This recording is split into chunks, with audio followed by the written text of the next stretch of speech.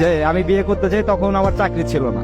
তখন ওর মা বাবা ডিরেক্ট বলে যে না, বিয়ে দিতে পারবো না। তখন ও সবার সামনে একটা কথা বলছিল, আমার এখনো পরিপূর্ণভাবে মনে আছে, আমি ওর সাথে চলে যাবো। ও আমাকে যদি রাস্তায় নিয়ে রাখে তাতেও আমি থাকবো। তোমাদের যদি ভালো লাগে তোমরা আমাকে দিতে পারো, আর যদি না দাও আমি নিজে চলে যাবো, আমাকে আটকাতে পারবে না। তো তখন কথাটা শুই না, মানে এতটা ভালো লাগছিল আমার, আমি আসলে বলে বুঝাতে পারবো না যে এত ভালোবাসতে পারে কেউ।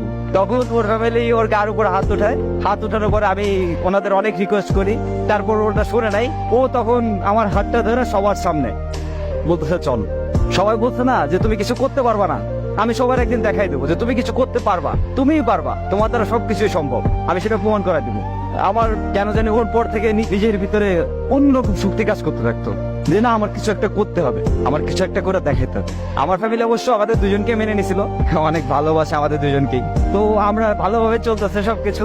আমার ওই যে জেদটা, যে আমার বউ বলছিল যে না, তোমার কিছু একটা করে দেখাতে হবে আর তুমি পারবা, সেই জেদে আজকে আমি অনেক ভালো কিছু হয়ে গেছে জীবনে। একটা জিনিস কি জানেন, খুশি থাকার জন্য টাকা পয়সার দরকার হয় না। টাকা পয়সা আজ আছে কাল না, টাকা পয়সা আজকে নাই তো কাল আসবে, আসবে কিন্তু কিন্তু এমন একটা মানুষ দরকার, এমন একটা ভালোবাসার মানুষ দরকার, যে মানুষটা আপনার শেষ অবধি আপনার পাশে থাকবে, আপনার কাছে থাকবে, আপনাকে ভালোবাসে আপনার হাতটা শক্ত করে জড়াতে রাখবে। মানে যেমনই পরিস্থিতি হোক, যেমন অবস্থা হোক, সে মানুষটা সবসময় আপনাকে বলবে যে আরে আসি তো আমি, তুমি টেনশন করতেছো কেন, আমি আসি না, তুমি ভয় পাও কেন, আমি কি চলে যাইতেছি, তুমি এত কিছু করতেছো তো শুধু আমার জন্য, তাহলে আমি যদি এতটুকু এই সামান্যতাই যদি থাকতে পারি তোমার কাছে, তাহলে তুমি কেন থাকতে পারবে না, তাই না?